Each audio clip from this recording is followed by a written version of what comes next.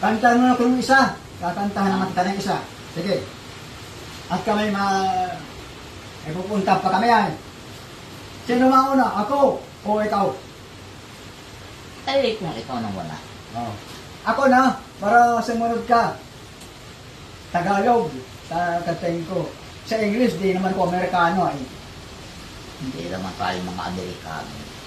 Tunay ba aking mahal na ikaw ay lumimon sa tamis ng sumpan ay dagling nalimutan at anong naging sanhi at lumimot ka sa akin sabihin mo lamang giliw masaktan man ang damdamin iro ko ano ang dahilan at lumimot ka sa sumpaan at dagli mo pang lumisan sa laot ng kahirapan lumuluhan ang dahil sa'yo ang nagmamahal na tulad ko pagkat ang puso kong ito'y laan lamang sa tulad mo.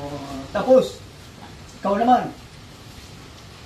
Pero ko'y dinggin ang tibok ng puso sana'y damdamin hirap ng sumuyo manong itong ay ang matang mapungay at siya ang naging ilaw ng buhay ko ay papanaw sa gitna ng karimlan madaling araw ka at ako ay lawitan ng habag at pagsinta kung ako ay mamatay kalong ng ating buhay lumapit ka lang muli akong mabuhay. Ayun. Na, okay.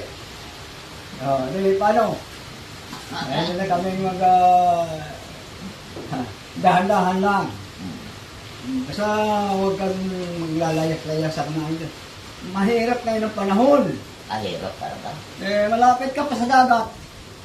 Anong malay mo kung bigla ka nalagay sakay sa bangka? Yun lang. Sakay sa bangka na walang gaon. Ayan. Basta pangalangaan mo ang sarili mo, ayos. Huwag kang makalilimot, magdasal. Hindi naman gabi-gabi. Ano nga isang linggo, mga 3 beses lang. Ganyan na, matanda na eh. Kaya ganyan. Iba na yung naalala mo ang Panginoon Diyos kaysa man sinusulo mo ang sarili mo. Ay ako, edad ko, 80 na. Sige pa rin. Maganda pala nabubuhay. Maraming nalalaman, maraming nararating, maraming nakakain. Yun talaga. Nilagay mo yan sa lagayan na kami maalam na kami, may pupunta pa kami.